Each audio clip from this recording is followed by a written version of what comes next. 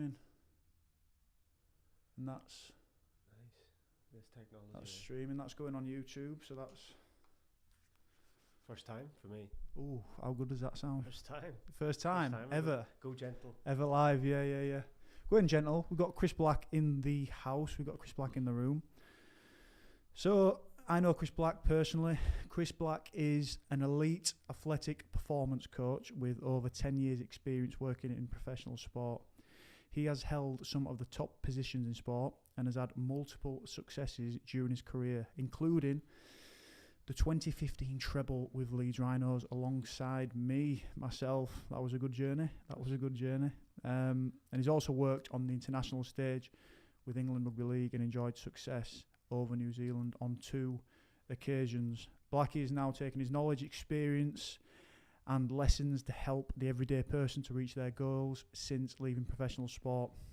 Chris has helped numerous clients incorporate a training regime to live a healthy lifestyle around their busy schedule. So he now delivers programs remotely online, allows his clients to choose a time which suits them, and he holds weekly accountability calls, which I think are probably the most important thing in all Blackie, to ensure progression with the program. Blackie, how are you? Good to have you on, mate. First time. Mate. I know, first time, mate. First time. Thanks for having me, pal. Yeah, mate. It's I've been pestering you for weeks about this, haven't I? We've needed to get it on the road for quite a while. Thank you for everyone tuning in on YouTube, on Instagram Live, because this is going to be a nice podcast. Just a disclaimer, actually, to put on. Yeah, I've recorded it. Just a disclaimer. We're big fans of The Office, aren't we? Yeah, mate. And just a bit. That's just a bit. Yeah. That's the UK Office. The real Office. So if there's anything that you don't understand and we lose you a little bit, that's because we've gone into Ricky Gervais mode, innit? Office mode. It's our go-to, isn't it? Extras sometimes, maybe. Partridge? Yeah, Partridge, a little bit of Partridge. Yeah, need to refine my skills on that again. But yeah, so thanks for joining us. Thanks for joining us on the podcast and all the different platforms. Chris Black. Hello. You are a strength and conditioning coach, mate. Tell us about how you got so interested in performance, in everything that you need, especially getting rugby players big, fast, strong, and uniquely strong, I guess, in that case, mate. Where did the journey start for you, and how did it start? Oh, yeah. God, it seems like a long time ago now. Long time. Yeah, so, I mean, as most strength and conditioning coaches' stories go, we're field athletes. So we always kind of like been involved in sport or around sport, especially the performance side, not so much the sports science side, I suppose, but certainly the performance side. I played a lot of sport when I was young, was always really active, came from a really active family.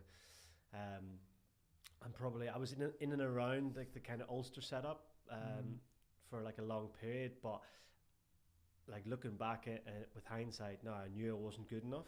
You know, the one thing I had, Stevie, was a work ethic, and I knew I wasn't as talented as a lot of people. I went to school, played rugby with guys who've been British Lions, Irish internationals. So I was always in around that, and you had to get a bit of an inferiority complex. And they were talented, but I always knew I'd work harder than them.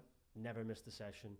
You know, was always priding myself on being the fittest, and that was the thing I could control. I couldn't control that I didn't have the talent or didn't have the size or speed, but I could control how hard I worked.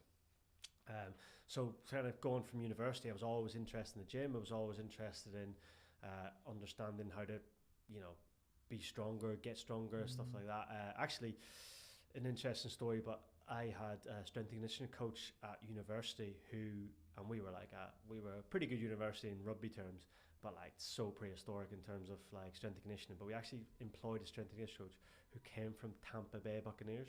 Oh wow! And he Where was that? That was Northumbria University. Right. I think did your sister go there? She went Newcastle. Yeah. Sorry.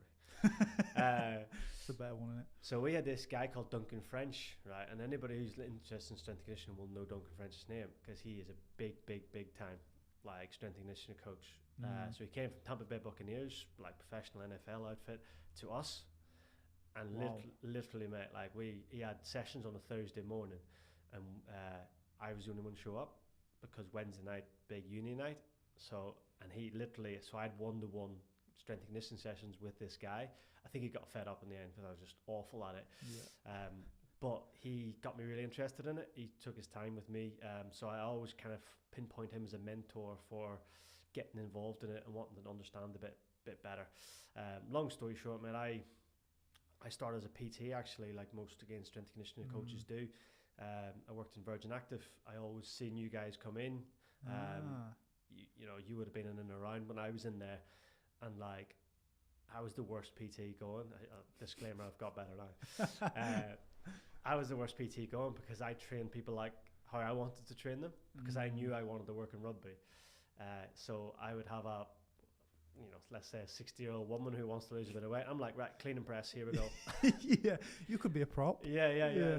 Let's get you bench pressing, because I want to teach how to bench press. You know what I mean? I want to coach how to bench press. So, and it's just you and Carnegie used to always come in, or Leeds Tykes as they were then, and they used to pester the strength and conditioning coaches, kind of come down, watch, kind of come down and thing. And the guys at Carnegie actually had me in on a Thursday morning, and and this is what I talk about now to interns. So they gave me a bit of an internship, but I talk to interns about it now, that I didn't stay in the corner and just, how many times have you seen students come down to what we do in our environment and just like shrink violets?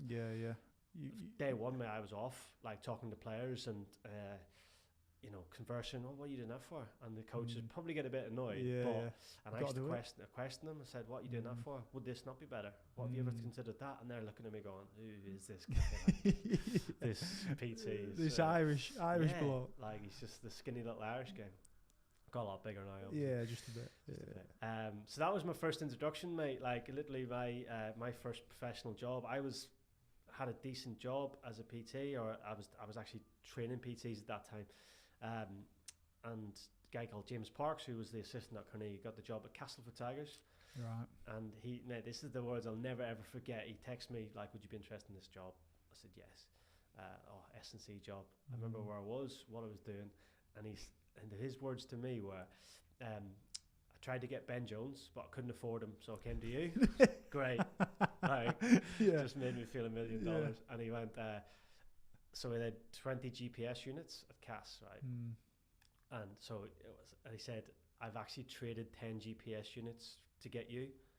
So I'm like, right, so I'm not as good as Ben Jones, and I'm worth 10 GPS units. Like, this is crazy. So that was a big kind of like starting point for me in rugby, mate. Like, I obviously don't know what anybody knows about Castleford Tigers at the time. Mate, we had Rangy Chase, Darryl Clark, all kind of those boys, like hugely talented. Castleford's a mega area for rugby league, isn't it? Hotbed. But it was wild west, mate. It was like, I'll tell you a story, like day one, literally my first thing in rugby, there's a guy called Ryan Goldsmith. Ryan Gold? Yeah, American. Aussie. He's an Aussie, but he played for America. Ryan Goldsmith, I think. Golding, something like that. Yeah. Who knows? He'll kill me for that. So I had to do a one-to-one session with him, first ever session. So Parksy's out with the main team, and he says, "Will you go and train him? He's injured at the minute. He needs to do this." So I had this rowing session written out for me, and one-to-one in the gym, a rowing session, and he says, "Right, listen up. Like, your first day," he says, "we can either do this rowing session, or we can go back to my house, get a crate of beer and shoe strippers, and we can like just say we've done the session, but we'll come back and we'll party at mine." And I'm thinking, what is going on here? Like, this is my first day as an SC coach. And I went and I said, no, we can't do that. Like, we have to do this rowing session. And he said, "Well, you've made your decision now. That's the way you're going to go." And I always tell the kind of anecdote now of like, if that was me now, I'd say, do half the session and we'll go half the beers and half the strippers. Just to get a little bit done. Just to get a bit of a sweat done.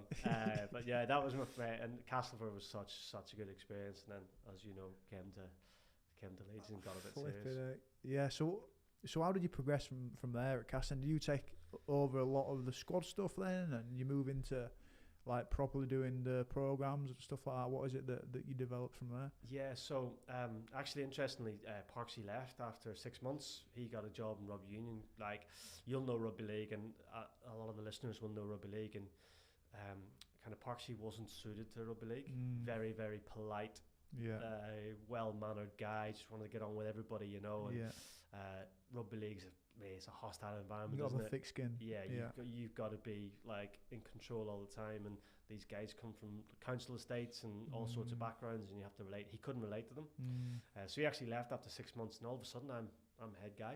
Yeah, I'm working with Ian Millward. I don't know if you ever hear stories about him. Yeah, absolute nut job.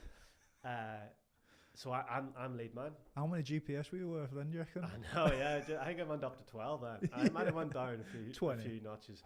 But that's the thing, Stevie. Like I got trusted and I got thrown into that, and it's like you look back now, and that was so vital for my development. Yeah. I remember doing like we used to train in Tiger Bar, which is like a bar, literally a bar after the game, and obviously we'll talk about Leeds facilities in a minute. But we used to do like prehab sessions in the bar.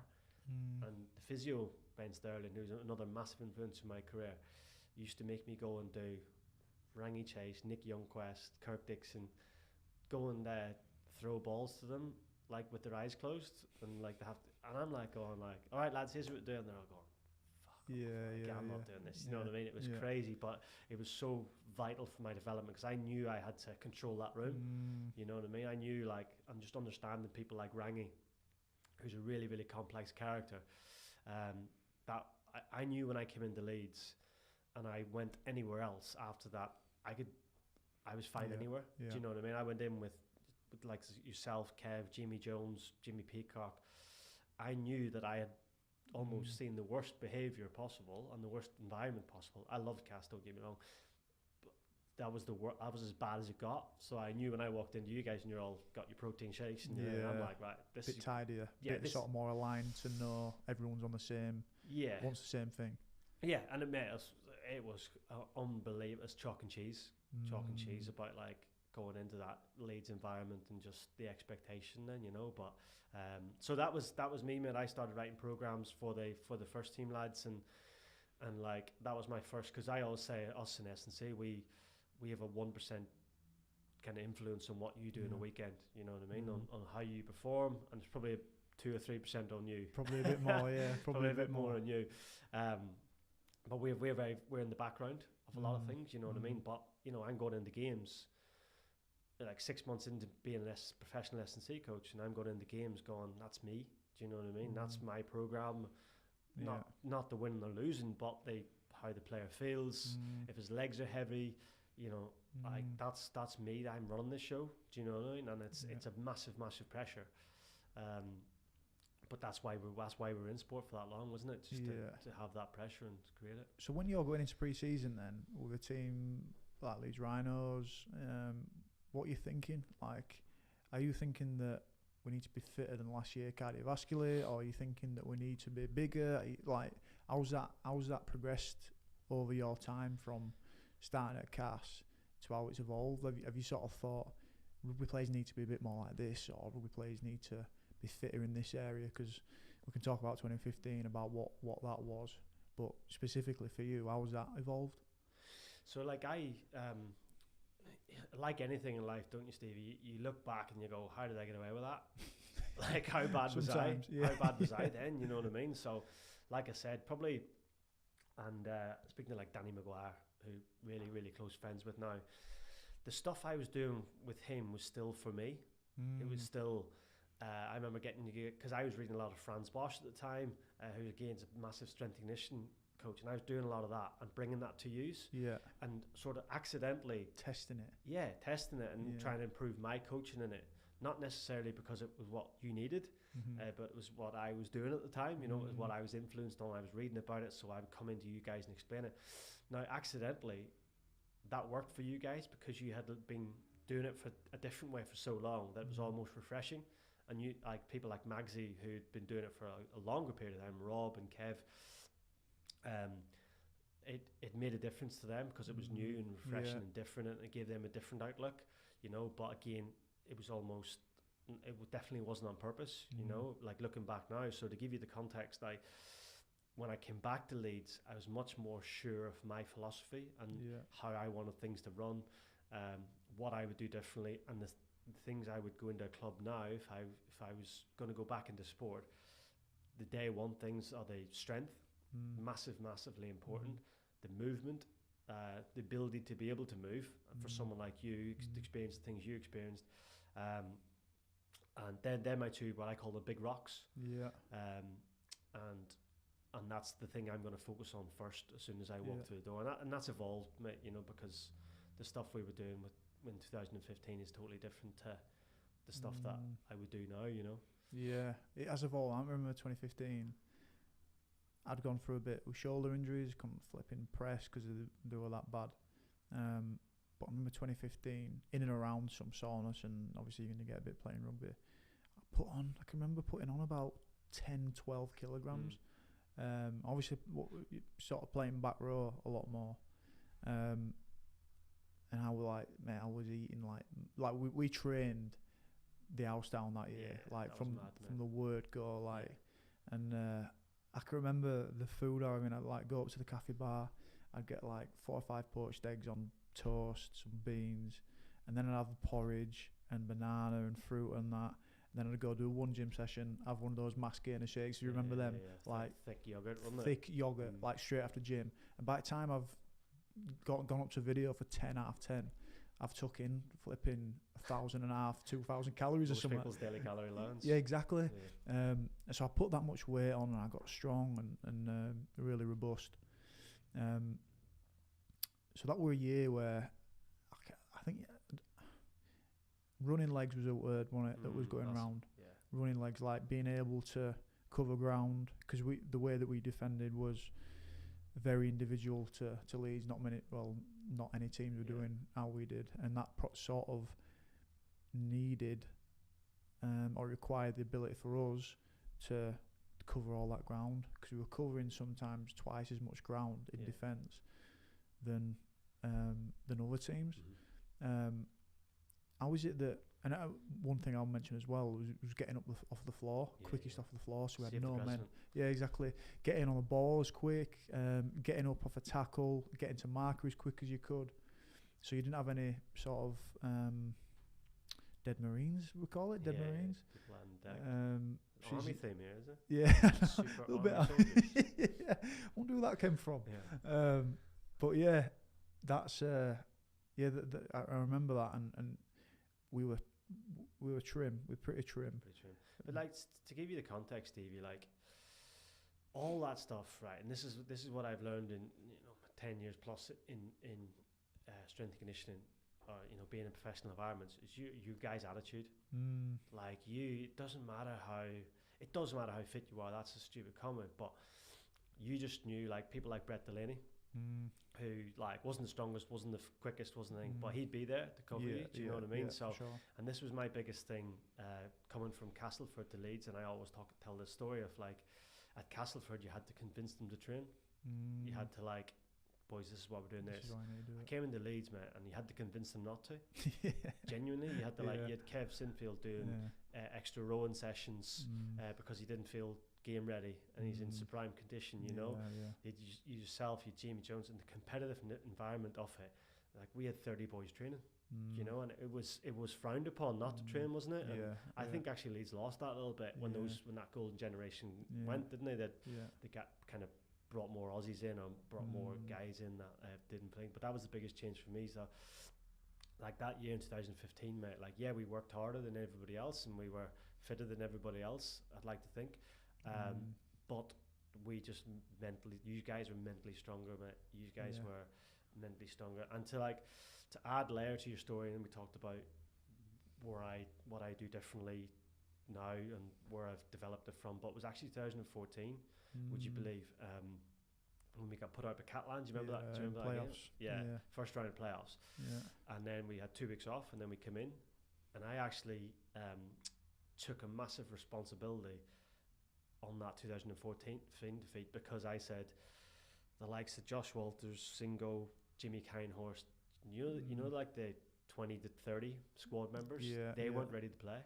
Because I was so consumed in programming for Jamie Peacock, Kev Sinfield, Stevie Ward, Jamie Jones, that I forgot about those boys. Singleton, you just crack on, do whatever. Those are the guys that win you a grand final. And obviously Josh Walter scored the winning try in the grand final. So that thing. But those guys, you need those guys to be strong. You need them to be able to train at a level every day to put pressure on you, you know. And I think that's what we had in 15. We had a big collective group, but just like mentally strong. I always remember we lost to Catalan 2 weeks later. And do you remember with JP? In the meeting room? And just like unacceptable. Let's go win everything this year. And everyone was like, everyone says that. It developed into a focus that everyone had though. Do you know? Like it was just, and that's the thing that I sort of relate to in saying that like more of it is attitude. Obviously the fitness is needed, but I think you probably need the attitude first. You can't be fit and then like you probably got to have the attitude, which is sort of the direction in why you're training and how you train, and then like you know like those last 5 minutes where everyone's out on the feet, but you know you got that fitness in the bag. You know you've done all the work, and you also know that your mate's is fit and he's going to tackle for you, and he knows why he's going to tackle for you, and all that sort of stuff. Like the connection between players and knowing what each other expects of each other, like that's got a bit of foundation on it, really. And who you've got beside you, if you're looking around and these people have been involved. So this is the analogy I always use. If you're looking in training, if you're looking in the game last 5 minutes, but you know that boy's done all the fitness reps with you, he's done every single rep, you're going to have to trust him so much more.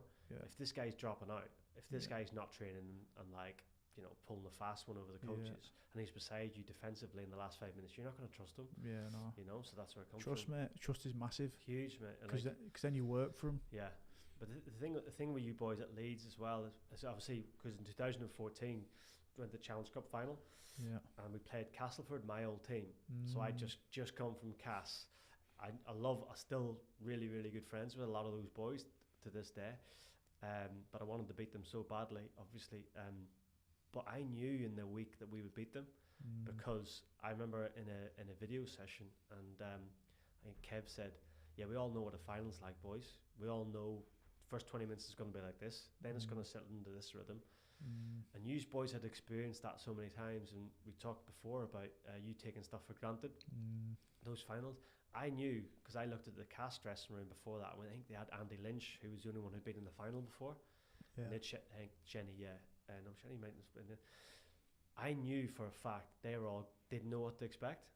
Do you know what I mean? They're all going, what's going to happen? You know. And I always remember we came out for kickoff, and the Cass boys were waving at the families. You know, and we were taking it all in. And the occasion got them. You know, and Cass were good that year. They Justin Carney, didn't they? And Rangi and stuff like that. But you boys were just focused. You boys were just like, we've been to the final before. We've been to 4, 5, 6 finals together as well as this unit. So I just knew, mate. I just knew, like, we would have won that day. And it wasn't set. We had to go out and do it, but it was a different feeling. And I always say about Leeds. It's like the conviction in it. Like you say, you don't have to get over, what is it going to be like when I get there? Should I wave to my family? Should I look for them? You know, I can remember 2012 when I was 18. And I got put in at 6 starting. I remember walking out and like at Wembley, 90,000 people, and it was like honestly like a brick wall of noise. And I remember in change rooms, like I never felt like nerves like it. You know, I remember thinking, fuck, this is big, this. Like, I just need to get out there and do it, because it were, you know, you're waiting around before a game, you're going on foam roller, you're looking at the clock, you're like, fucking hell, when are we going to go out?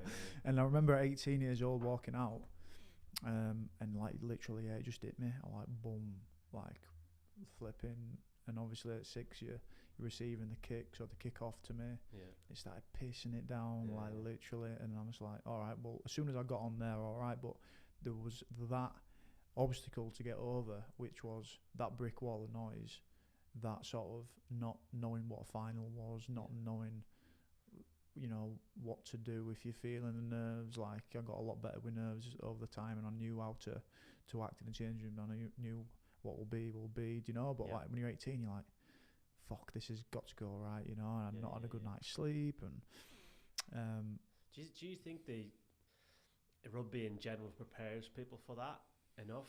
As in, like, what to experience? Because like you get thrown out there, and you're a bit older now, but you say, to throw an 18-year-old into a final of 90,000 people, that's crazy. Like, you think about the average person on the street doing that, and I know they don't play rugby, but 90,000 people coming to watch you do your job.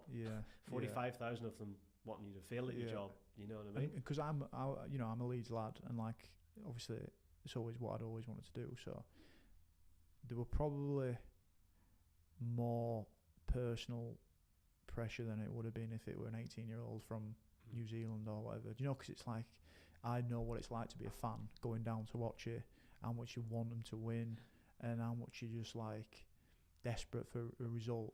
Like, I'm playing. I'm like, fuck out. You know, I know how they feel, and I'm in it, and I know exactly what I want to do because of that. So do we do enough? I'm not sure. I think I always going about it. There's a bit of a different game to just like the physical and the result stuff. There's a lot of like resilience and in the game really that you need to focus on. And I think as well, what would cut out the nerves is knowing that, like, you've already, as we say, like talking about the fitness stuff, you've already done that. You've already understood the game plan. You've already done this in training, so you don't need to have it running through your head the day of the game or in the change. You don't need to be thinking, do I need to invent this, or do I need to be like, it's like this sort of, there's a book called The Inner Game actually, which is a brilliant book. It sort of breaks it down into self 1 and self 2. Self 1's like that inner monologue, like the ego that's like might be trying to learn how to bench press, and it's like, all right, well, if I just lay flat on my back, all I've got to do is put my shoulder blades back, and I've got to do this, I've got to do that.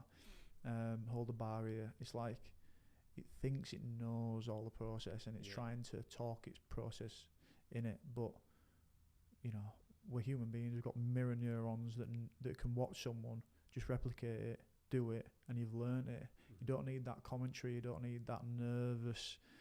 You know, they use tennis as the vehicle for saying it. For describing this book, you don't need that. Okay, well, if I can just stand over the shot a bit more, use my front foot here, put my front foot a little bit more facing the net or whatever. You just need to watch and learn it doing it, and then rely on that self too, which is just the thing that'll pull something out of the bag and surprise yourself just as much as anyone. You know, because it's got all the skill, it's got the muscle memory, it's got what it's. You know, the game don't change. You know, like because it's in front of 90,000 people. The game don't change, you know. You still play 6 on the training pitch. You still go out and do these things every day.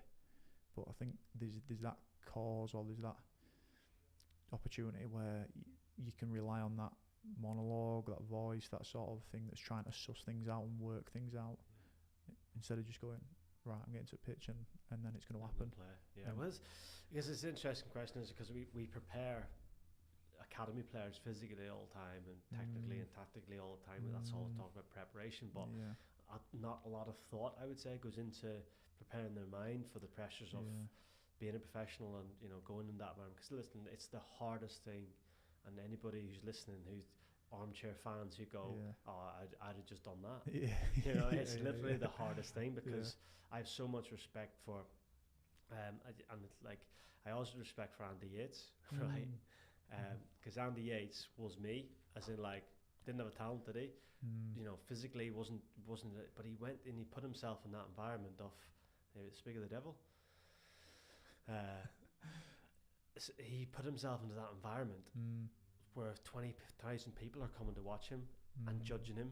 Do you know what I mean? So that sense of, like, do we prepare players well enough to what they're going to experience? And I don't even know if you can create that.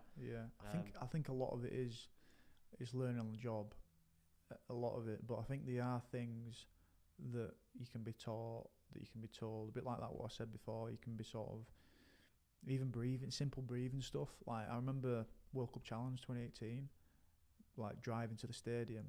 Fucking, I'm getting nervous here. Yeah. Do you know, like a lot more than usual.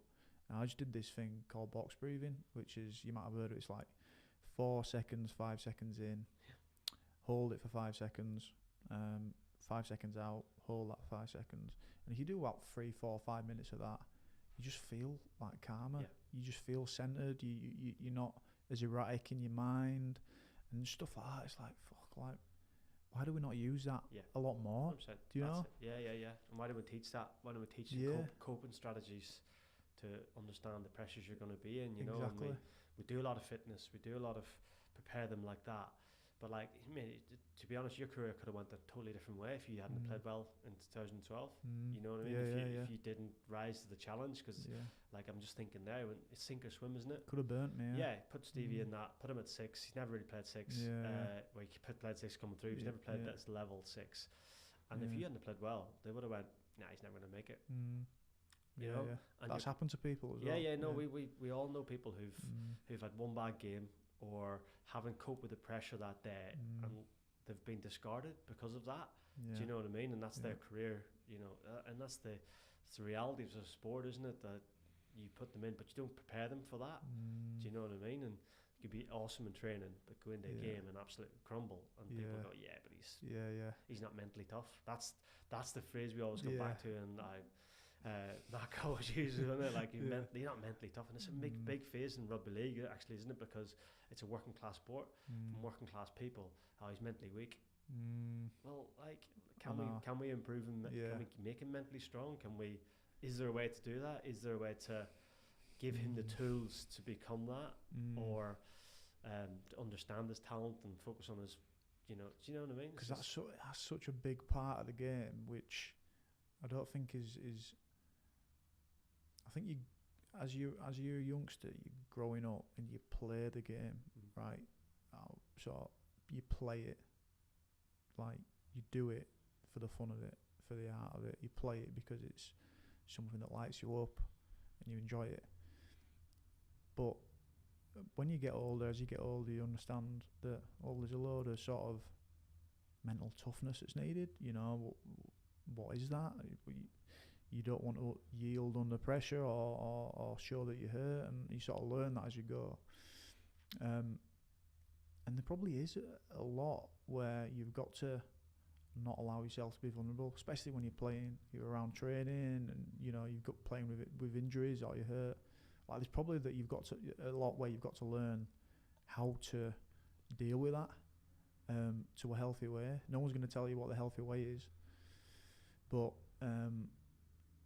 as I say, you go from the play element to thinking, fuck, there's a massive element of the game now where you might be playing back row, where you've got to make 40, 50 tackles, you've got to take 20 carries, and it's like a flogging. I remember saying to Kev, everything hurts all the time. Every time. You're playing hurt all the time.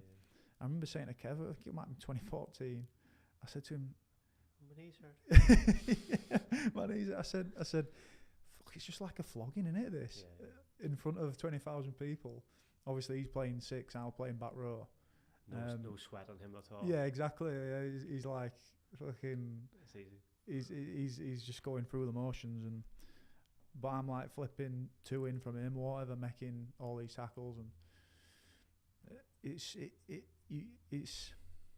you need to keep bringing that play element back to it. Yeah. Because a lot of people do play rugby to, you know, get rid of anger and get rid of stress, and you know they end up releasing it as they go up, and it sort of fits them. But if you're someone who played it and you did it for the fun of it, you need to sort of pick up that, hold on to it a little bit. But it's interesting, isn't it? Because I always think that that's the thing that fans don't get the most.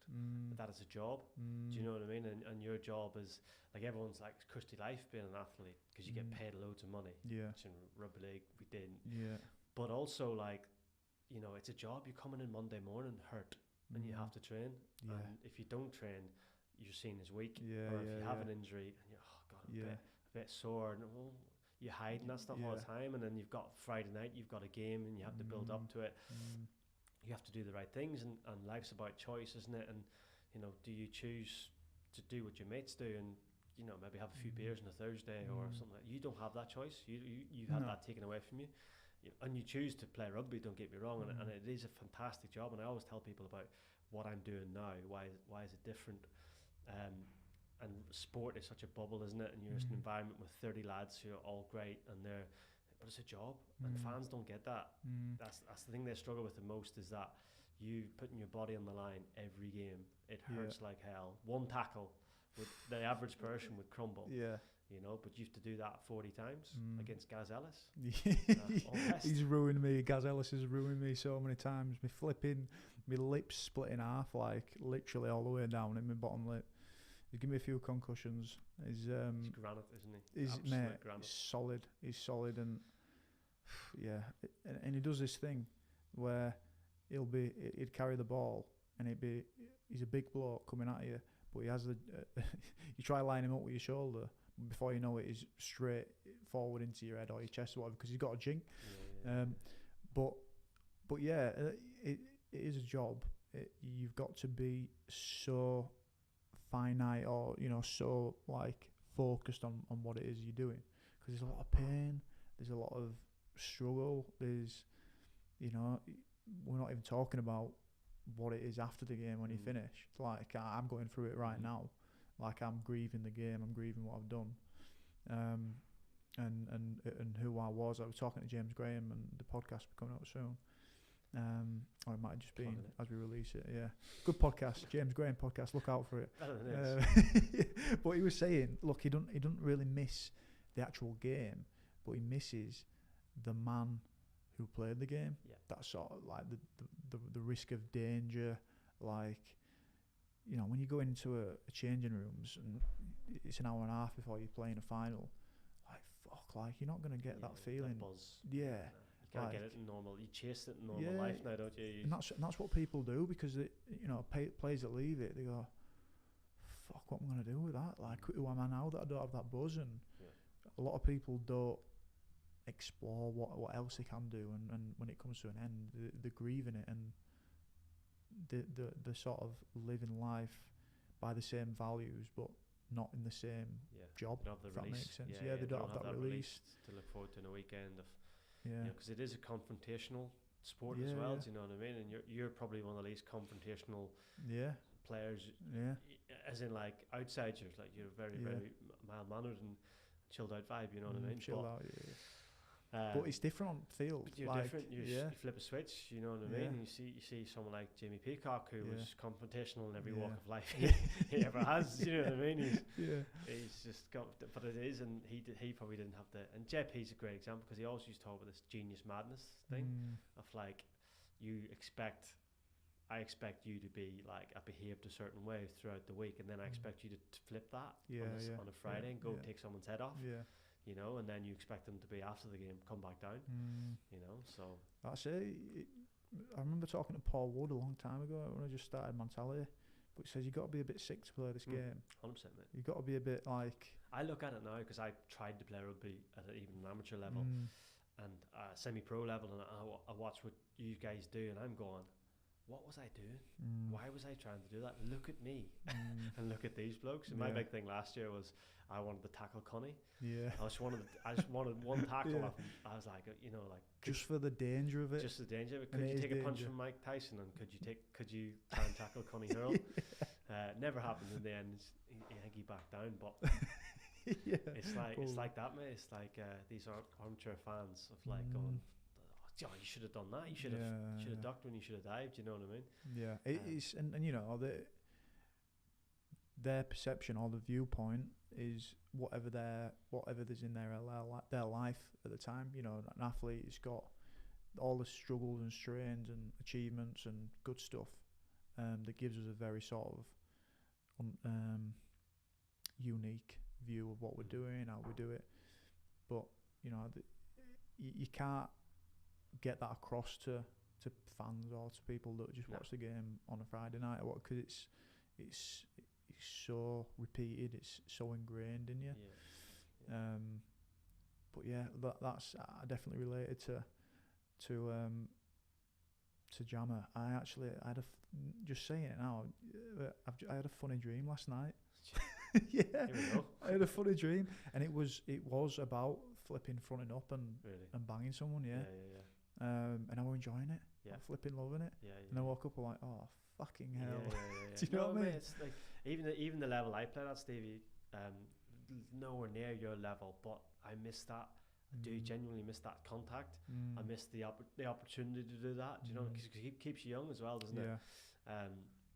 And it's so raw for you. I haven't played in 3 or 4 years, but you just missed. And what I said to you before the pod, didn't I? Is like you miss the good parts, you don't miss the bad parts. And you focus on the good parts, which is a really good thing, a really positive thing. But you don't focus on the stuff that you don't focus on day one pre-season when you know it's November, pissing it down. It's freezing in your over Abbey Fields. But you don't miss that. You think of the grand finals. You think of winning the trophy, and you know what I mean. So and that's the thing. Like in that dream, I only thought about flipping, banging someone, having that sort of dopamine release or whatever it is, and then I didn't think about waking up like you've been in a train wreck the next day. Like literally, mate. Like I'd be bad. I'd be really bad, and I'm not even. I'm 20. Seeing you on Mondays. Seeing every Monday. I'm 27 now, and then I was younger. Like I got through a bit and did a bit, but fucking hell, like, and even thinking back now, like my head must have been mashed as well. I remember getting up, like my body be all over the place, like I'm limping. I can't get out of bed, and then I'd get myself out, get in car, and I'd be walking around the supermarket, and I'm like hazy and foggy and that. And like thinking back now, I'm like, fucking hell.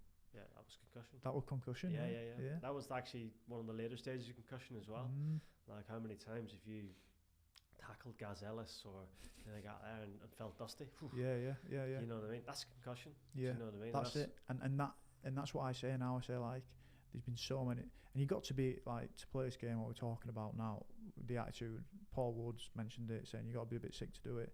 You've got to have the attitude that nothing's going to hurt you, because otherwise you're not fucking going out there and doing it, are you? No. Do you know, like, this might hurt this, or I might get hurt.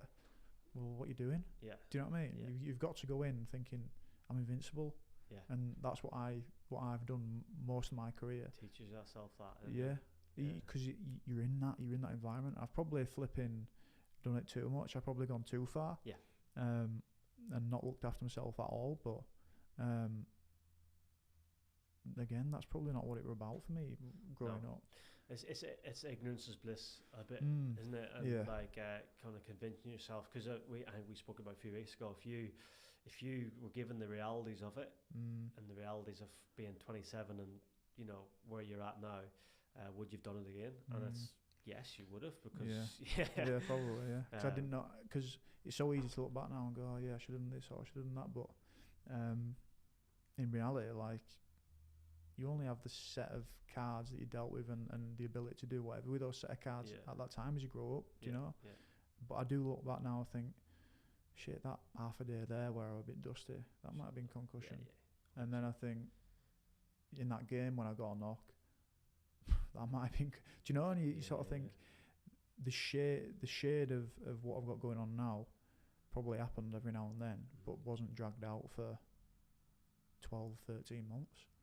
Which is why I'm sort of thinking that there's got to be some, and I know that the government are sort of making progress on this inquiry, but there has got to be something where it says, all right, well, let's make sure you don't get that in training. Do you know what I mean?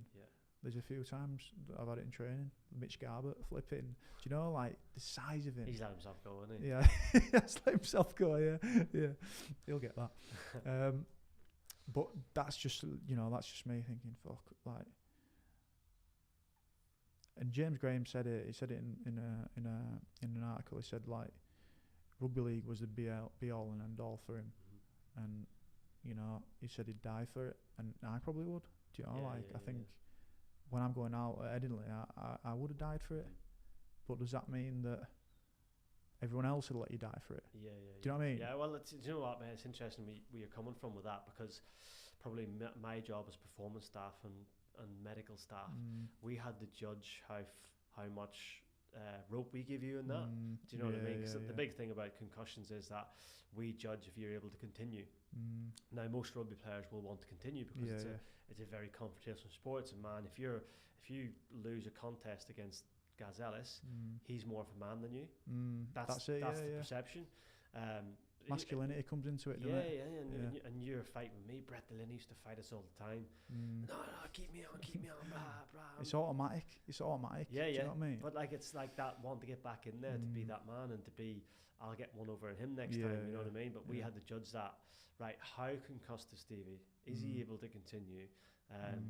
Is it safe for him to continue? And listen, the sport has changed so much in the last 2 years. It's changed in the last 3 months.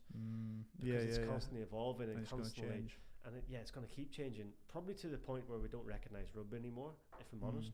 But actually, think about 5 years ago, mate, where we came from with like, ignore it. Like, don't tell anybody you're concussed because you won't be able to play. And that's crazy, mate. You know. And now they're putting protocols in place where, you know, it might be 2 weeks stand down every time you can get a concussion or you get a sort of symptom of concussion or like that. There should be, mate. It's got to be. There's got to be an element of control and safeguarding. And I think maybe if they can stop 3 contact sessions happening a week or a certain amount of hours happening a week, that'd be good. That'd be good. And but then you've got to, as kids are growing up, they need to know how to tackle. Do you know what I mean? So it's like, mate, how do you? And actually, as for me in performance, mate, I've got to get you conditioned to contact.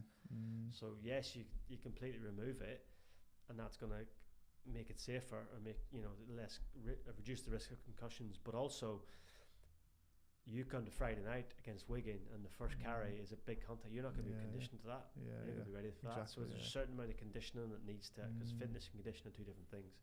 Conditioning is being able to do something. One thing I want to do is I want to try jiu-jitsu out. I've never even tried it properly. I know a lot of teams in Oz and some around here have to help them with tackling and contact and that, but I think it's probably low risk in terms of impact to the head, and it's going to be that contact element, that sort of like buzz that you get, you know, being in that flow.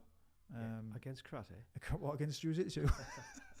Yeah, well, that's funny. Someone else did that. I was talking on the podcast the other week on the comment section. So, but yeah, that's something that I'm wanting to look at getting into. But we were talking a little bit before about you coming into the big wide world and leaving rugby league, leaving that world, as you mentioned, the flipping mental world that is rugby league. What's that like for you? Scary, mate. Like as you well know, it's scary.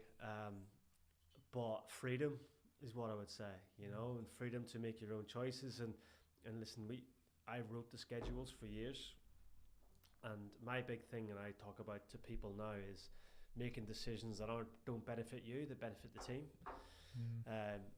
So like we'll get into the reasons why I left sport, mate, and what I'm doing now and stuff like that. But the work-life balance stuff was massive for me. I've just become a father like 16 months ago, and that's changed my world, mate. You know, you don't no longer like look to the week of Friday night versus Wigan away and that you look to the Saturday. You know, I've got him on Saturday, and that's great. But yeah, so freedom, mate, just freedom, and like, because when you're in an environment, when you're in Rhinos, that's all you can see, that's all you associate with, and that's all you talk about, and that's all you kind of focus on through the week. And it's literally a 24/7 job is conditioning, because it's all on you.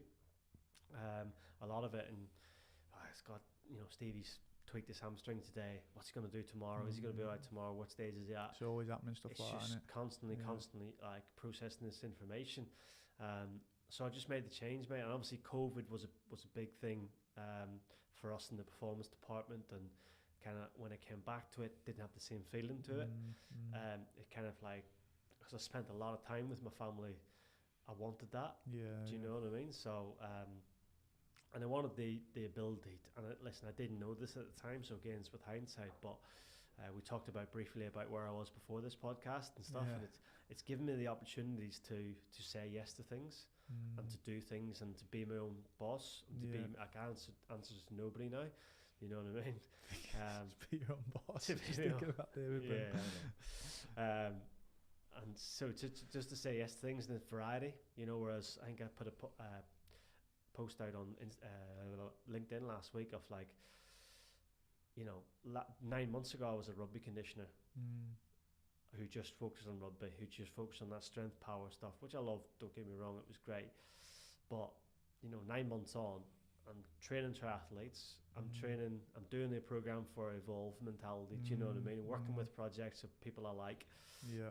And I know it's funny, but we were talking before, but I was in a dance studio 2 hours ago watching people do interpretive dance, and they were asking me could I come onto the program and help them improve dance, and I'm like going, wow, what is going on here? You came in happy. You came in like, I've seen a new world. Yeah, I'm buzzing, mate. You know what I mean? So I'd say like work-life balance for me now is, and like I'm the master of my own destiny, you know, and I've got all these kind of like ideas, loads more of these. Yeah, opportunities really. Yeah. But just the opportunity to say yes to things, mate, and like, as you know, like I don't know where I'm going to be in 3 months' time. Do you know what I mean? Genuinely, and it's exciting and it's fearful. I actually do know where I'm going to be. I'm going to be in a hospital again because I'm having my second one's due in July. Oh wow! Okay. So that's going to be a game changer. But it gives you that more incentive, mate, to kind of like explore opportunities, you know, do things and that. But I'm absolutely loving what I do now, mate. I'm loving it. As you can probably tell. Yeah, no, mate. It wasn't like this 4 months ago. Was it? It was a world of pain. You got to go through it. You got like, fucking, I'm in, I don't know, off script. I'm in an off script position. I never thought that I'd be out of doing what I was doing. And it's hard, very hard. But it's also a challenge as well, if that makes sense. Like, prepared to take the challenge on, and see what comes. And as you say, it's completely different life, and I think you only appreciate how different it can be when you're in the grind of it. You know, of being a strength and conditioner or being a professional athlete. I do wish I could exercise though. That is one thing, and hopefully that comes soon.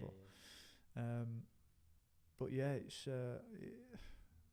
I think for you, mate, it wasn't on your terms, was it? Yeah, I know. Which is going to be the really hard thing for you to look back on. And we talked briefly about your career, grand finals, world challenge, challenge cups. You've done so much in a short space, but that doesn't take away from the fact that it wasn't your choice to be where you are now, and you wanted to do it for a few more years, you know. And I think if I'd not done them things, I think I'd be managing it a lot harder. But do you reckon though, or do you reckon, because we talked about that, wanting that and haven't experienced it, if you had played at a different club and not been successful, you know, you might have not missed it as much because like you don't know how good it could be. You know what I mean? That's true. You missed the grand finals. You missed the staying the night before the grand finals, the piss ups after the grand finals. You know, you missed that because you've experienced it. Whereas if you'd never experienced it, it might have been easier to go, do you know what, I don't need rugby league, it's not worth it. I think there'd always be a question though. I think if you're not, what's it like? You know what I mean? Like, exactly, yeah. I think either way, it's going to be fucking hard. Yeah. And I know that. And mate, the weekend, it all started up again. I was depressed, mate. I was depressed. I was numb to it. And I'm just like,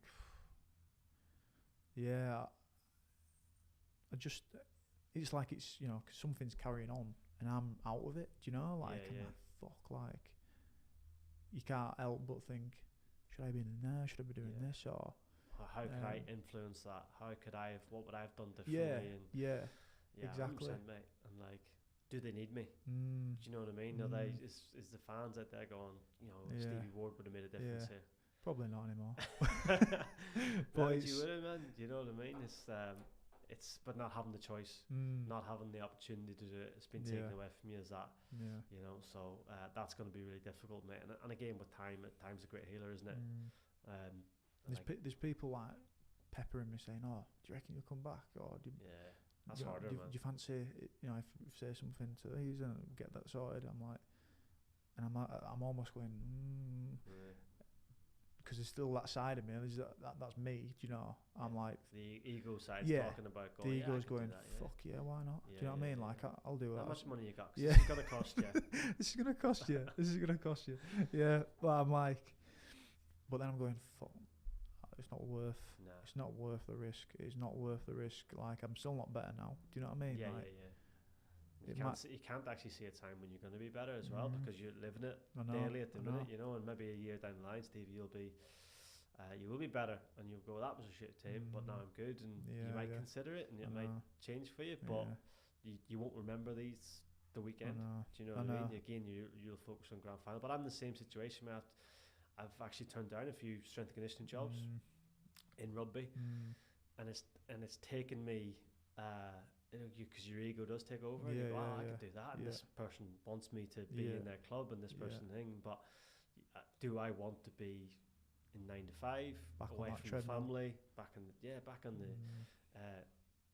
just the roundabout of it, isn't it? Of like going professional. I don't know yet. Do you know what I mean? Nothing's made it worthwhile yet. Let's say that. You know what I mean? And I still enjoying what I'm doing now. But it's like for you, mate. If you get the opportunity to live your former life again and to be that man in the arena, then you know, who knows, man. You know, like, it's got a few years.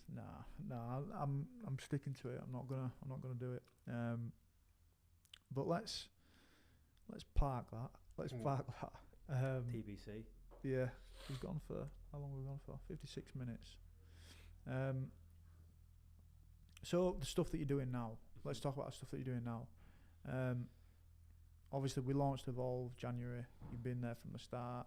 We've got every position, exercise, movement possible recorded, where there's going to be more workouts coming for Evolve members. But we're also, within that, we took you on to join our team, I guess. Join the Mentality team. I signed for Mentality, you signed for Mentality. The real team, the proper team. We'll incorporate them. Yeah, we'll incorporate Chris Black. But yeah, we've got you on there, mate, and obviously your details are on there if people want to ask any questions. And but what might you be able to help? What might you be able to do for people? And you know, someone's asked on Twitter, what do people need to actually make a change? Like, what is the biggest thing? I personally think it'd be accountability, to be honest. Just from my experience, the accountability with Evolve has been massive. It's allowed me to actually look after my mental health without like shrugging it off. Like, consistently, I've meditated every day for, it might be about 6 months now, and done the gratitude and actually moved and exercised to what I can do right now. And that's sort of like the one part of Evolve that I feel like has helped me mentally, for my mental health. But exercise, mate, can you talk a bit about that, the accountability for why you think it makes such a difference? Yeah, I mean, so 3 things I would focus on there, mate, and like you can apply it to any phase of life, is accountability, structure, and consistency. Right, and those are the 3 things that are going to make the biggest difference. So accountability is saying you're going to do something and going and doing it, and holding yourself accountable to someone. So like, you've all got different like kind of like little things. Some people might put something on their fridge that they wanted the goal weight, or they want to run a marathon in this time and stuff like that there. So having visuals and actually telling someone you're going to do it. Like I know with my wife, like I'll tell her I'll do something and she'll just pester me to do it all the time, you know, and she'd be like, but you said you're going to do that. You said you're going to do that. And that's my thing. I'll always be a man in my word and go and do it. And not like, because the biggest thing about people I found, mate, and the conversations I've had with this last 4 or 5 months with clients, is they fret between things. I want to lose weight, or maybe at this time I actually want to put on weight, or maybe actually I'm going to run a marathon. And there's no end point for them. They're always kind of like fritting in between things. It's going to happen in the future. Yeah, no clear kind of vision of what they want to do. So definitely think about that. Accountability, but that's what I provide, and that's what you know, the app, the Evolve app provides for people is something to measure their accountability on. And I use different methods with my clients, and the accountability calls like we talked about earlier, because people want to know, right, Chris Black's ringing me on Friday. And he's going to want to know what I've done. And we use an app as well. We use like a training app called True Coach, and it has like, you tick off the exercises as you do them. And that's accountability, because I'll be like, you didn't take that one off. Oh no, it was an accident. I meant to. You're like, did you not do that? No, I didn't do it. Because it's too hard.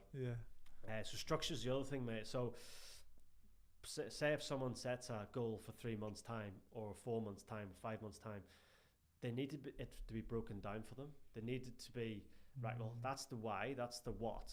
How do I get there? And this is the how. So the how is, right, you're going to do this for 4 weeks, then you're going to do this for that. And that's what we've done with the Evolve program. And what I do with my clients is I talk them through where they're going to go, because people need to be shown what this next 3 months is going to look. This is what's going to get you towards your goals. This is what's going to make you better. So that's definitely something that, you know, accountability structure I provide. The other one's consistency, right? And the consistency for you being an athlete is really easy, because you had to be consistent, but you had to be, you weren't allowed to be inconsistent. But in the outside world, there's so many choices, isn't there? There's food choices, there's you know, the choice of not doing exercise, and you talked about doing something for 6 months there, whatever it is. And so if you want, someone who wants to do 10,000 steps, or they want to do 7 marathons in 7 days, don't recommend that.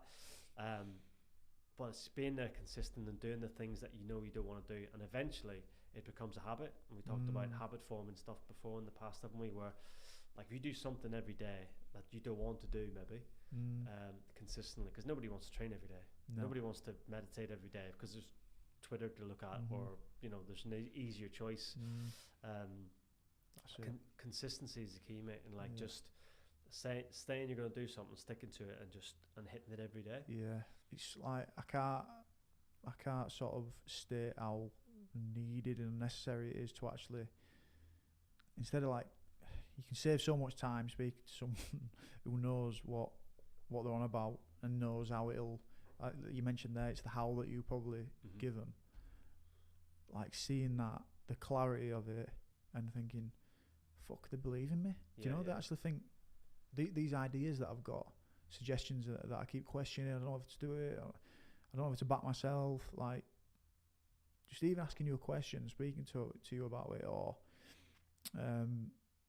like opening up the possibility, you have the chance to solidify it as something that you're going to do, and that's like exciting, isn't it? Massively. I actually also, I don't know if you experience this as well, but when someone approaches you for the first time, or emails you, or replies to your story on Instagram asking for help, that's the biggest hurdle. Because they've gone, I don't know what I'm doing, help me. They've opened it up there. And they've created that channel of communication for me to go, I'll help you. It's this, it's that, this is what it looks like. And like, to be honest, mate, most people will fall off that, because they can't be consistent, they can't be accountable, and they want to be. They want this dream body, or this dream performance, and I want to do this, but actually in reality of what it looks like is really, really hard. Well, that's too hard, I don't want to do that, you know. But they need to, when they're doing it, they need someone. It's like when we're training, like you say, like that Ryan McGoldrick. That's it. It's come to me. What a save that It's come to me. It's like, fuck, this is going to be hard. I don't know if I want to do it. Is there something else I can do?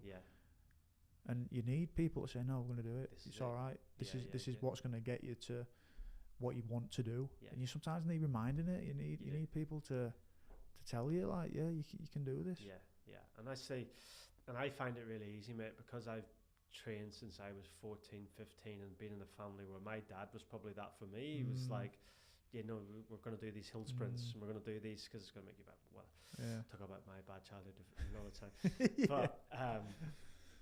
But now I'm in a sense, and you'll have it as well as an ex-athlete, mate, is like, we see that as normal.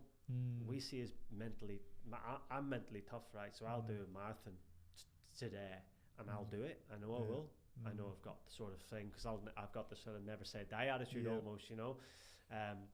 but it's not the everyday person. Do you know what I mean? And you saying I can do something for 6 months consistently. Well, of course you can, because you're Stevie Ward. Do you know what I mean? You've captained Rhinos, you've won Challenge Cups. The average person can't do that. You know, and that's for them is finding a way. It's finding a way to help them do that. You know, and people buy programs from me, and people enlist my help, and they don't know what to expect. They expect a sort of sergeant major shouting at them saying, "Why haven't you done that? Why haven't you done that last exercise?" But I'll be like, "All right, cool. That's not going to take you away from your goals." And listening to you talking about your mental health, you know, at the weekend there, you've gone through enough bad times to know that tomorrow's going to be good. Yeah, definitely. Yeah. Do you know what I mean? And Definitely. that's what I always say is like, all right, well, you had a bad day, but don't have another bad day, and another bad day, and another bad day, because then you get in a bad habit. You know, if you have a bad day, it's fine. It's not gonna take you off your goals, take you off track, as long as tomorrow's good. Or even if tomorrow's not good, the next day has to be good. Do you know what I mean? There's and it's always just that support in it. It's that like, you know, like that's what you're there as a conditioner for. It's like, all right, well, that what bike time 3-minute test wasn't as good as you probably wanted it. We probably need to be a bit better. So let's do this. It's like you don't have to go on your own, do you? If that makes sense. No, that's 100%, man. That's what I see my job as doing. I was always a athlete facing or a player facing coach, to my detriment sometimes with a lot of other coaches. I don't know whether you felt that with me, but I was always like, how do I get the best out of Stevie Ward? What's my route to get the best out of him? And getting the route out of you compared to Zach Hardacre or Brad Singleton or any of these is always different. And my challenge as a coach was always to get the best out of you. And maybe a single might need mate, you better get that 3-minute watt bike score down because of this. Whereas Stevie Ward might be like, right, Stevie, like, how do we get there? What do you think? Getting you to come up with bring you into the conversation a bit, rather than kind of like we talk about the carrot and the stick and stuff. And that was my interest, and I got to go talk about it all day. But there's a coach I work with, won't name him, but he'd come in after every session. He'd be like, I keep telling him to do the same thing, and he doesn't do it. I keep saying the same thing every day, and he doesn't do it. And I'm like, well, you're a shit coach.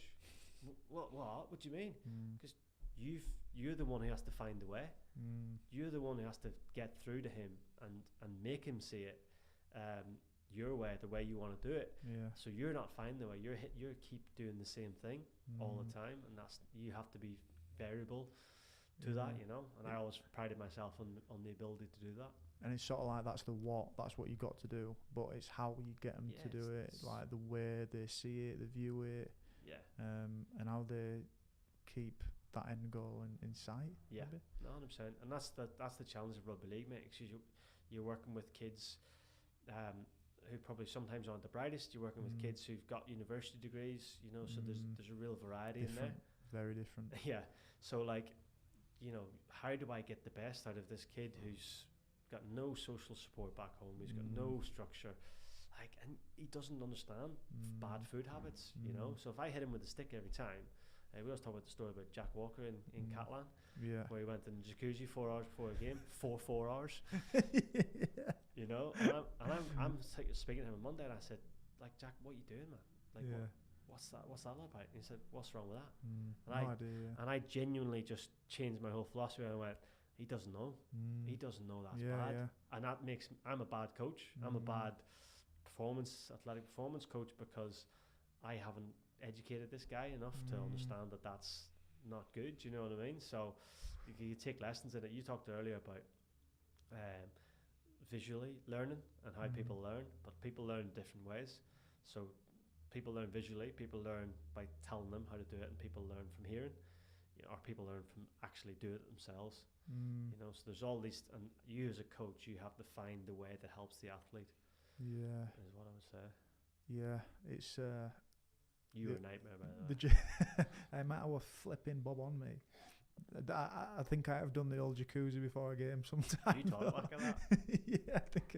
What are you doing there, mate? Yeah. You do know once you get in a jacuzzi Yeah. before a game. You don't get it. You don't want to go too relaxed to a game. Nah. Flipping it. Nah.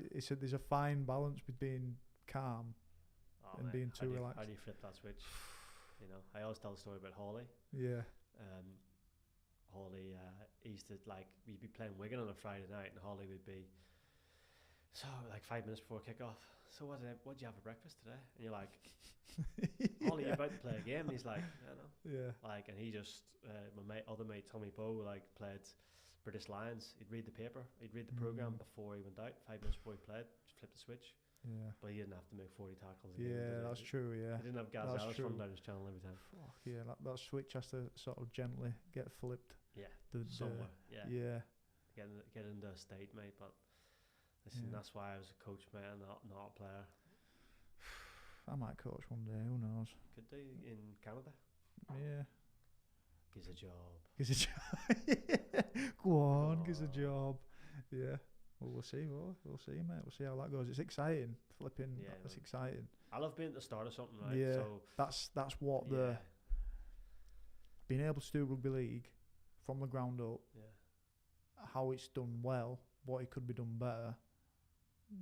There's a load of across both of those fucking categories. Yeah. But like I'm like, fuck, this could be, This could be awesome. because the game's incredible. Everyone knows who watches it. Incredible. Do you not think as well that people appreciate you more? Mm. Do you know? And I don't mean that in an ego sense, but I still coach my old sort of semi-pro team, and they're all just lap it up because they're all like, because they're not used to it, or they've never had it before, and it's new to them, and they're all like, oh, this is unbelievable, this is great, you know what I mean? And they're so thankful for it. Was, you know, like when you go to Canada and it'd be Stevie Ward coming in and, you know, giving you advice on what you think should be, and you know, because it's new to them. Yeah. And that it's you so get exciting. a chance to fucking, like, from our experience, I guess you get to say, look, this is probably, you might need to know this before you go into it and before you play in front of a big crowd. Yeah. Like, and this is, it's all right to speak to someone if you need to, like, go to him for this, go to him for that, and like, yeah, I'm excited to do that. No, it's awesome, man. When I found out you were doing it, because no, you wouldn't tell me for weeks, would you? Yeah, no, I did well, didn't I? You did well. I did yeah. really well. You probably forgot though, to be honest. Yeah, what is it that I was meant to tell him or not to tell him? No, mate, it's awesome, and listen, it's really, really exciting time, because as you say, you can mould it, and it's your experience that's going to mould it, you know. But yeah. So it's worth getting my head flipping knocked off every week. Yeah. To do it was, that. mate, it was. So, okay, someone just asked a question a bit before, like, we don't have to go massively into nutrition, but on a budget, have you got any ideas, advice for how to eat healthy? Like, where to start? Like, what would you recommend for that? So like, the big thing now with the fitness industry, mate, and the nutrition industry is like, it's gone crazy. You have to eat this. You can't eat that.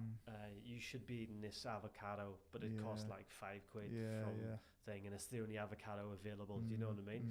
Listen, nutrition's really, really simple. Really, really simple.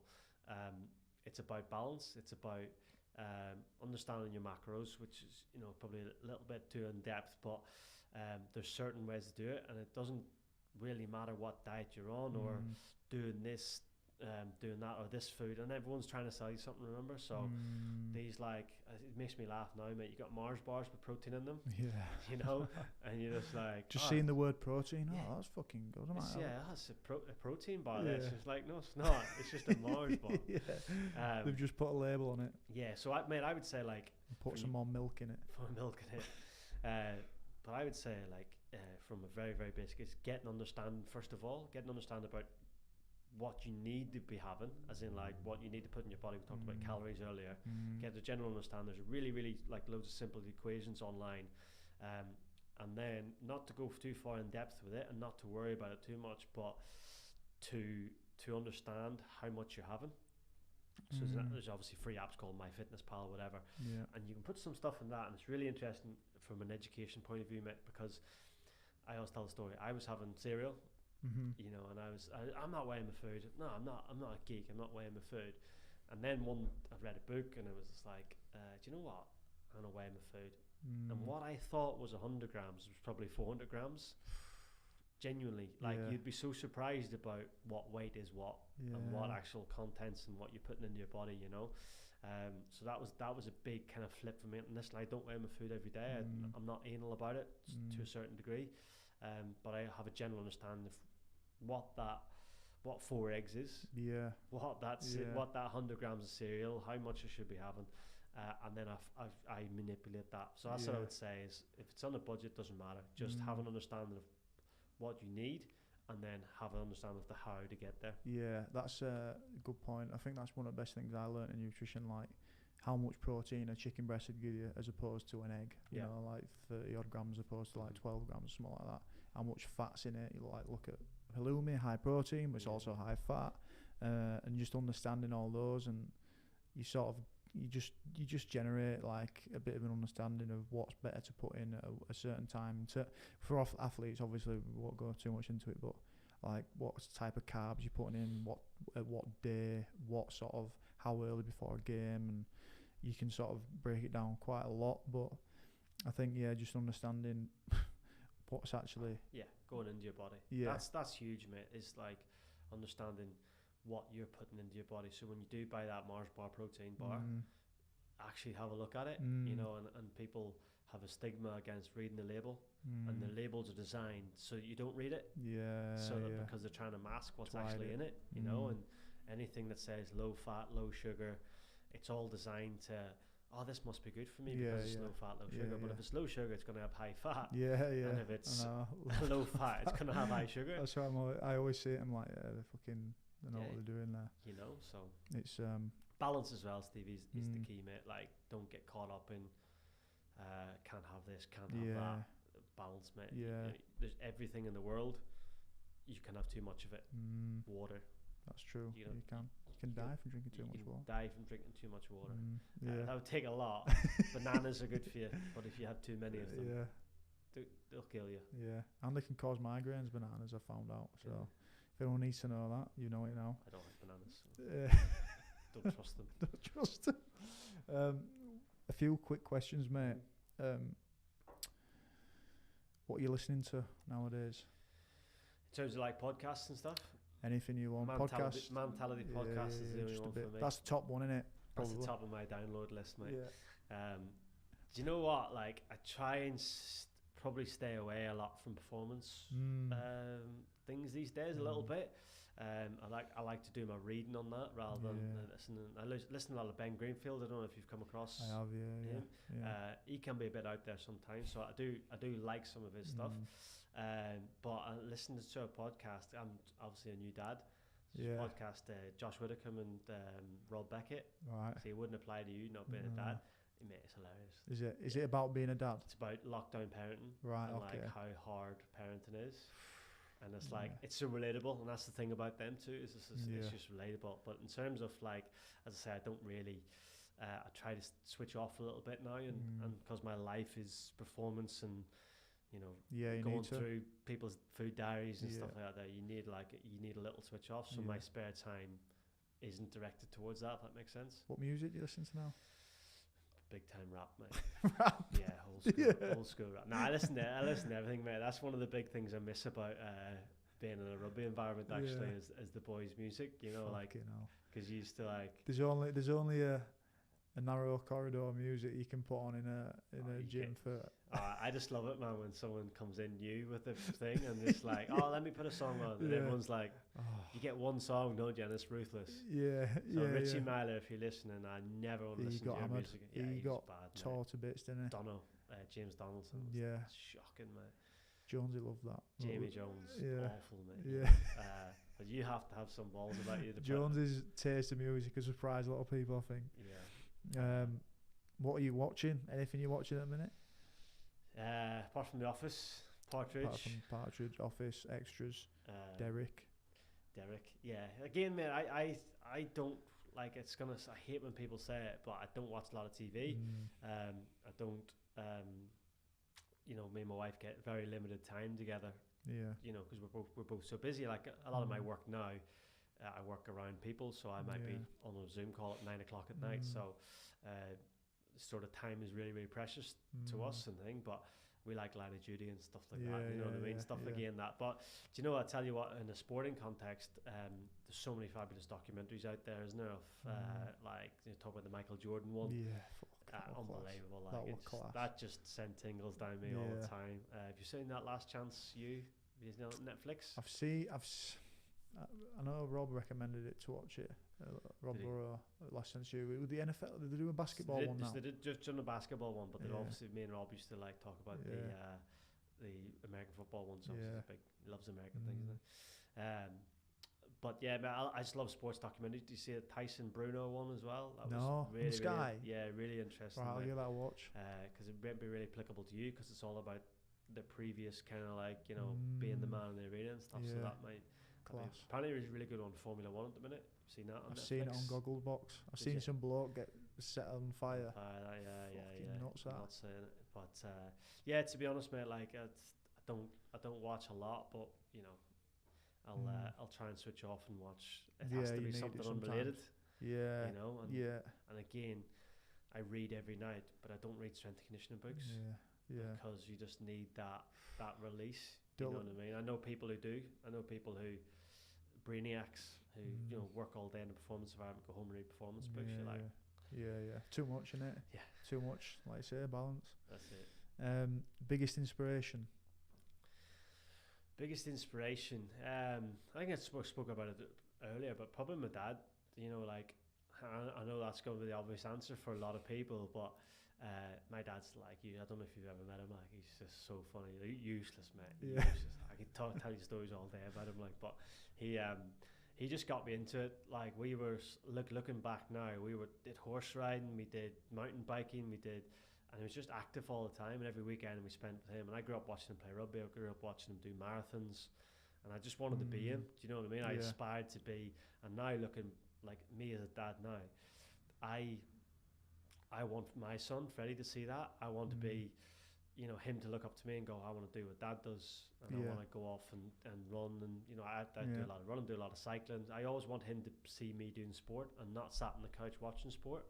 You know, if that makes sense. So I'd say inspiration wise, it was him, and then obviously like you know, me and you are really really good friends with Rob, and we haven't spoken about him too much, but.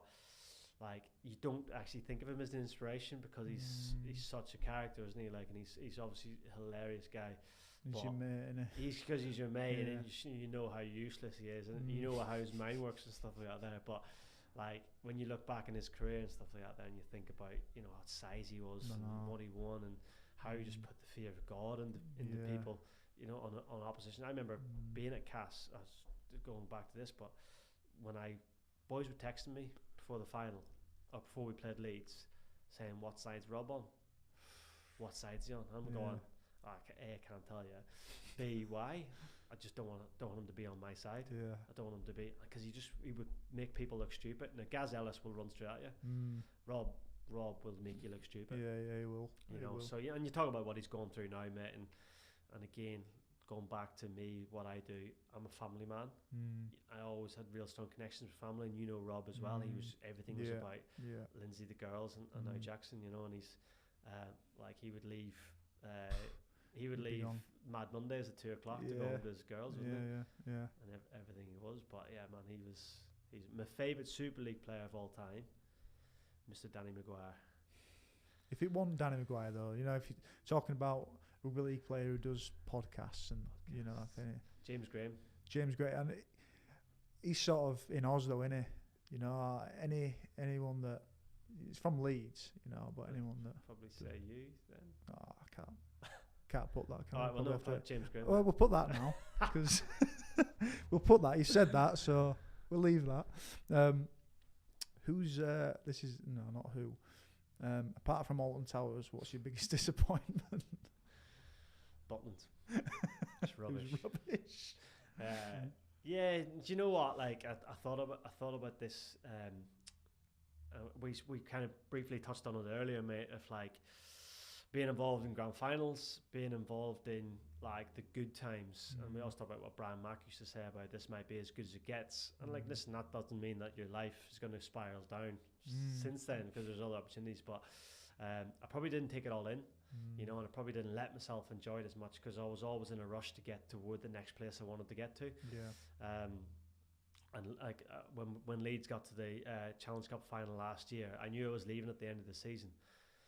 So I really allowed myself to take it all in, and I just soaked it in. And I know there was no fans there, which was the biggest disappointment, but I just let myself be immersed in the day, the build up to it, the kind of like feeling with the change rooms when we won it. I just like, right, let's just relax. Whereas, you know, previously with grand finals and the Challenge Cup finals, and I was like, right, what's this going to lead to? What's this? How's this going to look? How's this? You know, so that was probably the thing. The other side is, and I haven't closed the door on this. It's just from now, but I'm sure you'll agree with me. Is testing myself in the NRL. Yeah. You know, and because that's the pinnacle. That's always seen as the pinnacle of the sport. You know, and I had job offers at the time to not just to go to NRL, but I remember getting a phone call from an agent after the grand final who said like, "Oh, have you ever considered it?" And I'm like, nah. You know, and I've always been this person who didn't back myself, who always like, "Oh, I couldn't do that." And now I'm like, I just, you know, if I had the opportunity to go, I'd have to obviously consider it being a family person now, but probably my disappointment would be not believing in myself enough to know I can make a difference, because I obviously at the stage I'm at now in my career, I believe in myself that I can go into any environment and make it better. So that's why you got to back yourself, haven't you? Yeah, you do, mate. And like, it comes with hindsight, doesn't it, and experience, and understanding the bad times as well, and what makes you, because as I said at the start, mate, I cringe some of the stuff I used to do as a conditioner and at CAS, you know. You got to do it though, mate. You got to go through it. You got to go through it.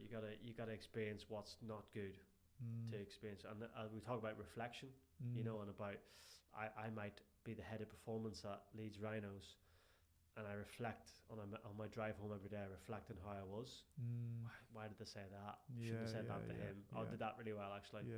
You know, and again, that comes from my dad. I used to score 3 tries on a weekend, and my dad would be like, "What about that one you dropped? What did you do that for?" And I used to didn't like it. Do you know what I mean? And then I'd go home and Mum would say, "Oh, your dad says you're amazing today." I'm like, he's literally berated me the whole way home. But that's me now. You find yourself doing that, don't you? That's, you know, you're in your own head thinking, "Fuck, I should have done this, I should have done that." But that that separates us, mate. That separates people who aspire to be the best they can be. Because I go, well, how can I be better? Right, that was good. I won that, or I was part of that team that won that. But how can I be better? What can I do better? Do you know what I mean? So constantly asking myself that question about, did I do that the right way? Is there a way it could be done better? And reflect on everyday life, you know. And what would you say is your biggest achievement then? Career-wise? Career-wise, for me, mate, was last year's Challenge Cup final. Because I always felt, and obviously I wasn't the head. I wasn't the key decision maker in the program in 2014, 2015. Although I had an influence on it, it wasn't just me. There was a lot of variables to it. But that was a ready-made environment, you know. And when I stepped back into Leeds in 2018, it was far away from that, wasn't it? It had lost its essence. It lost its kind of like feel almost. And I remember having so many conversations to you about it. It was like, what's happening here? Like, he's not a Leeds person. He's doesn't buy into this, you know what I mean? And we had and you were a massive part of that up here in Wheatwood about getting that identity back. Which I feel like we did. So the 2020 Challenge Cup final for me, mate, was, was a really big achievement, probably because I was in control of the program a bit more, had much more of an influence on kind of what happened, and obviously the squad, and we did it, and we did it without Sinfield, Burrow, Maguire. Turned it around massively, So it felt a bit like that. In terms of like a big achievement for me was the England job, and a big, like, coming back to Rhinos in 2 really important roles, you know, and having someone to believe in you and say, right, you're the man that's going to do this for us, or we want head in this program. So that was like a sort of mindset change for me. But it's an achievement because there's not many jobs like that. Do you know what I mean? Yeah, you really did. You were there for that ground up thing that we were talking about before. You were able to come in and go, this, you saw it from doing it things your way, saw like how it built, You know, and I can remember feeling really proud after the meetings, seeing it turning around. I think, fuck, you know, you've had a big dint in something, an achievement. Huge, man, huge, and like it brought it back to what Leeds meant. Yeah, you know what I mean, because you just lost that identity, didn't it? Yeah, it had its own life then, didn't it? Yeah. Class. Well, mate, that's been flipping brilliant podcast. We've done a while there, done an hour and a half. Could have done longer. Could do longer, but we might end up talking about flipping everything else under some. But let's do it again. Yeah, we'll do another one. Definitely, we'll do another one next month. Let's yeah. Put that. Thursday's good. Thursday's good as always. Always ask the vicar. Drinks at 12 though. But drinks at 6. But yeah, mate, that's class. Anyone that needs any help, that wants to talk to you, ask any questions, they're alright to do that. Where can they find you? 100%. So yeah, I'm on all socials, mate. I'm probably not the best social media expert or anything like that there, but I'm always on socials. Like I have loads of interactions with people, which is really good. It makes me and I'm just, like as you said, man, just willing to help people. Do you know what I mean? That's the biggest thing we do now is help and be there for people when they do reach out. Yeah. Well, thank you for spending some time, mate, on the podcast. Until the next one. Awesome. Cheers, Stevie. Cheers, boy. Right, we've got some lives on there. Let's stop recording. We've got some live.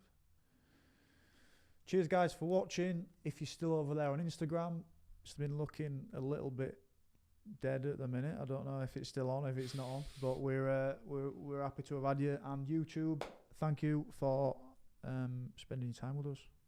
A lot more of these will be coming. So, take care. Peace.